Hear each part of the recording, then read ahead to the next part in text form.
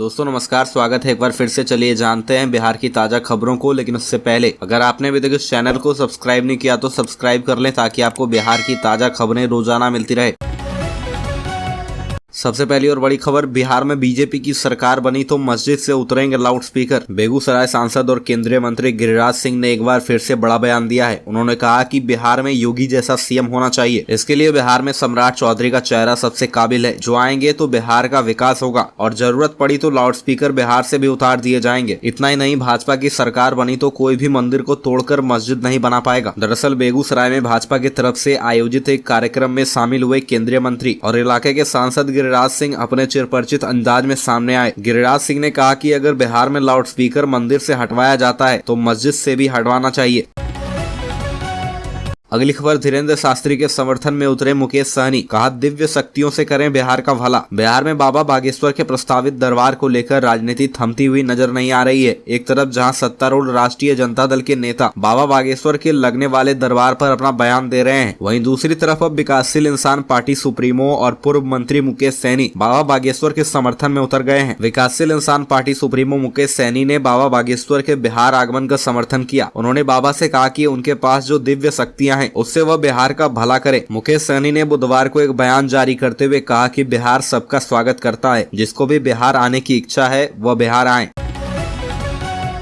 अगली खबर, बिहार में जमीन विवाद रोकने की नई पहल। जमाबंदी रजिस्टर में दिखेगी बैंक के पास गिरवी जमीन। किसी बैंक के पास राज्य की कोई जमीन गिरवी है या नहीं, इसकी जानकारी अब जमाबंदी पंजी देखकर मिल सकेगी। इसे लेकर राजस्व एवं भूमि सुधार विभाग ने नई सुविधा विकसित की है। इसका मकसद नए जमीन विवाद को रोकना है। राज्य के सभी बैंकों द्वारा यह सुविधा उपलब्ध कराने की सरकार से मांग की जा रही थी। इस नए कार्य से राज्य के रैयतों को बहुत फायदा होगा। यह जानकारी मंगलवार को राजस्व एवं भूमि सुधार विभाग के मंत्री आलोक कुमार मेहता अपने विभागीय कक्ष में संवाददाता सम्मेलन में दी। मंत्री आलोक कुमार मेहता ने बताया कि किसी रैयत द्वारा अगर किसी जमाबंदी की जमीन को बैंक में बंधक रखकर लोन लिया गया है तो ऐसी स्थिति में लोन से संबंधित विवरण को जमा पंजी में देखा जा सकेगा। अगली खबर, तेज प्रताप के बाद शिक्षा मंत्री धीरेन्द्र शास्त्री पर भड़के। कहा, गंदे काम के लिए नहीं मिलेगी इजाजत। बिहार के शिक्षा मंत्री प्रोफेसर चंद्रशेखर ने बाबा बागेश्वर पर निशाना साधते हुए कहा कि अगर बाबा बागेश्वर यहां गंदा काम करने आएंगे तो बिहार उन्हें इसकी इजाजत नहीं देगा। उन्होंने कहा कि नफरत फैलाने के मामले में तो आडवाणी को भी यहाँ जेल जाना पड़ा था, बाबा को भी यहाँ गंदा काम करने नहीं दिया जाएगा। बागेश्वर धाम वाले धीरेन्द्र शास्त्री के बिहार दौरे को लेकर राज्य की राजनीति गर्मा गई है। तेज प्रताप यादव के बाद अब बिहार के शिक्षा मंत्री प्रोफेसर चंद्रशेखर ने भी उनके कार्यक्रम का विरोध किया। इसके अलावा शिक्षा मंत्री प्रोफेसर चंद्रशेखर ने कहा कि बाबा के चमत्कार की हवा तो मशहूर माइंड रीडर सुहानी शाह निकाल चुकी है। उनका सारा तिलस्म झूठ का कबाड़ है।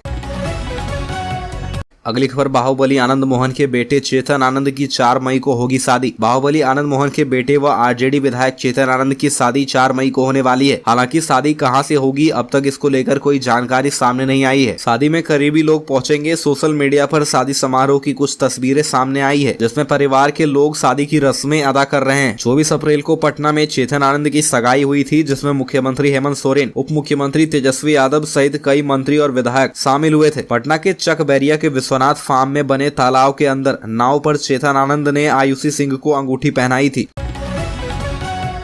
अगली खबर, जाति गिने जाने से यादव या कुर्मी को फायदा नहीं। पूर्व सांसद पप्पू यादव ने बताया कैसे। जाप सुप्रीमो पप्पू यादव ने स्पष्ट कर दिया कि जाति गिने जाने से यादव या कुर्मी को फायदा नहीं होने वाला है। उन्होंने कहा कि जातीय जनगणना से कोयरी, कुर्मी, यादव किसी को बेनिफिट नहीं होगा। उन्होंने कहा कि जातीय जनगणना होना चाहिए और यह होकर रहेगा। इसमें जो दलित, पासवान, राम, डोम, अत्यंत पिछड़े लोग, कहार, नुनिया, चौधरी, चंद्रवंशी, शाह, कलवार, जोल्हा, तेली, निषाद, मलाह आदि जो जातियां हैं जो आर्थिक, सामाजिक और शैक्षणिक रूप से पीछे हैं उन्हें ही फायदा होगा। यह जातियां आज भी गरीब है, इसलिए इनका शैक्षणिक और आर्थिक स्थिति बढ़ना चाहिए। जाति गणना के फायदे में ना तो यादव आएंगे ना कुर्मी। ओबीसी में ना तो कुर्मी है और ना यादव। कुर्मी बहुत ऊपर जा चुके हैं। अगली खबर, नियोजन की अंतिम उम्मीद भी कैबिनेट ने की खत्म। अब क्या करेंगे टीईटी पास अभ्यर्थी। बिहार में शिक्षक नियुक्ति की नई नियमावली आने के बावजूद सीटीईटी और एसटीईटी पास अभ्यर्थी उम्मीद लगाए बैठे थे, आंदोलन कर रहे थे, लेकिन उनकी यह छोटी सी उम्मीद भी अब छिन गई है। बिहार सरकार ने शिक्षक पात्रता परीक्षा पास कर नियोजन की उम्मीद लगाए बैठे अभ्यर्थियों की उम्मीद पर मंगलवार को अंतिम कील भी ठोक दी। पहले बिहार राज्य विद्यालय अध्यापक नियमावली 2023 को लाकर और अब नियोजन वाले सारे पदों को खत्म कर बिहार कैबिनेट की बैठक के बाद 1 लाख 1,78,000 पदों की स्वीकृति की जानकारी दी गई। हालांकि नई नियमावली की घोषणा के समय भी इतने ही पदों पर नौकरी देने की बात की गई थी। मंगलवार की बैठक के बाद यह जानकारी दी गई कि नई नियमावली के तहत इन 1,78,000 पदों के सृजन के लिए पुराने पदों को मरणशील मानते हुए प्रत्यार्पित किया जा रहा है। उसी आधार पर नए पदों का सृजन किया जा रहा है। बताया गया कि नई नियमावली के बाद पंचायत प्रारंभिक शिक्षक व नगर प्रारंभिक शिक्षक के मूल कोटि के 39,758 सृजित पद और जिला संवर्ग के मूल कोटि के 40,185 पद मरणशील हो गए हैं। अगली खबर, बिहार में 1,78,000 शिक्षकों की भर्ती, कैबिनेट की मुहर। बिहार सरकार ने राज्य में शिक्षकों की भर्ती पर मुहर लगा दी है। मंगलवार को कैबिनेट की बैठक हुई जिसमें 1,78,026 शिक्षकों की नई भर्ती को मंजूरी दी गई। कैबिनेट से पास होने के बाद शिक्षकों के सभी पदों को जिले से रोस्टर क्लियरेंस के लिए भेजा जाएगा। जिलों से आरक्षण रोस्टर क्लियरेंस के बाद वैकेंसी बीपीएससी को भेजी जाएगी। मई के आखिरी हफ्ते में इन पदों पर वैकेंसी आने की उम्मीद है। इसके अलावा पंचायती राज विभाग में 2,000 से ज्यादा लेखपाल की भर्ती की जाएगी। कैबिनेट में प्राइमरी तक 85,477, क्लास 6 से लेकर 8 तक 1,745 पदों पर भर्ती का प्रस्ताव पारित किया गया है। अगली खबर, बिहार में नए शिक्षकों को मिलेगा 55,000 से अधिक वेतन। बिहार सरकार ने हाल ही में नई शिक्षक भर्ती नियमावली लागू की है जिसके तहत राज्य में सरकारी स्कूलों में 2.25 लाख से अधिक शिक्षकों की नियुक्ति की जाएगी। नीतीश कैबिनेट ने इसकी मंजूरी दे दी है। बीपीएससी के जरिए इन शिक्षकों की बहाली होगी और अब नए बहाल हुए शिक्षक को राजकर्मी का दर्जा मिलेगा। मई महीने में इसका विज्ञापन भी जारी कर दिया जाएगा। बिहार सरकार कक्षा 1 से 12वीं तक के लिए शिक्षकों की बहाली करेगी। नियुक्ति प्रस्ताव को मंगलवार को मुख्यमंत्री नीतीश कुमार की कैबिनेट में मंजूरी दी गई। तय मूल वेतन के साथ ही भत्ते और पेंशन की स्वीकृति दी गई, जिसके बाद अब जल्द ही शिक्षक नियुक्ति के लिए अभियाचना बीपीएससी को भेजी जाएगी। अगली खबर, औरंगाबाद में एनआईए की टीम का छापा। माओवादी नेता प्रमोद मिश्रा और उसके रिश्तेदार के घर चली छापेमारी। माओवादी नेता प्रमोद कुमार मिश्रा के घर मंगलवार को एनआईए की टीम ने छापेमारी की। प्रमोद मिश्रा के एक रिश्तेदार के घर भी छापेमारी की गई। मंगलवार की सुबह सबसे पहले एनआईए की टीम नक्सली नेता प्रमोद मिश्रा के कासमा स्थित मकान पहुंची। इस दौरान परिवारों के लोगों को अलग कर कागजातों को खंगाला, वहीं परिजनों से पूछताछ भी किया गया। इस दौरान भारी संख्या में पुलिस बल तैनात रहे। एनआईए की टीम ने घर के सभी कमरों की तलाशी ली। रफीगंज में छापेमारी अभियान में स्थानीय police SI Dharmendra Kumar, PSI Abhishek Kumar, ASI Munil Kumar दलवल के साथ मौजूद रहे।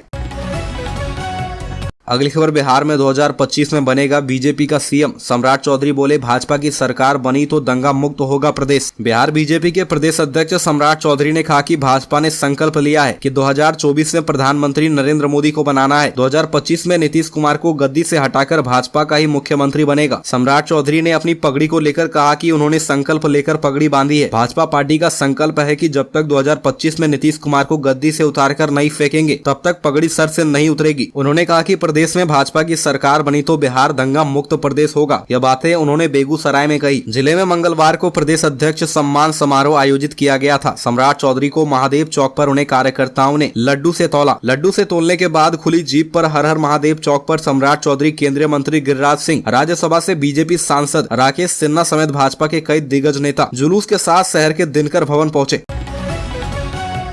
अगली खबर, विजय सिन्हा ने कहा, राजद के लोगों को विकास से नहीं वसूली से मतलब है। नेता प्रतिपक्ष विजय कुमार सिन्हा ने कहा कि भारत एक हिंदू राष्ट्र था और रहेगा। उन्होंने कहा कि देश में जो हिंदू संतों एवं संस्कृति को बर्बाद एवं बदनाम करना चाहेगा वो कभी सम्मान नहीं पाएगा। राजद के लोगों को विकास से मतलब नहीं बल्कि वसूली से मतलब रह गया है। उन्होंने कहा कि इन लोगों ने कई विभाग को अपने जिम्मे रखा है और विभाग के अंदर वसूली एवं चुनाव को लेकर फंडिंग के नाम पर पदाधिकारियों से दोहन एवं शोषण का कार्य चल रहा है। ये बातें मंगलवार को जमुई बोधवन तालाब चौक स्थित रेमेडियल पारा मेडिकल कॉलेज के सभागार में आयोजित कार्यक्रम के दौरान विजय सिन्हा ने कही।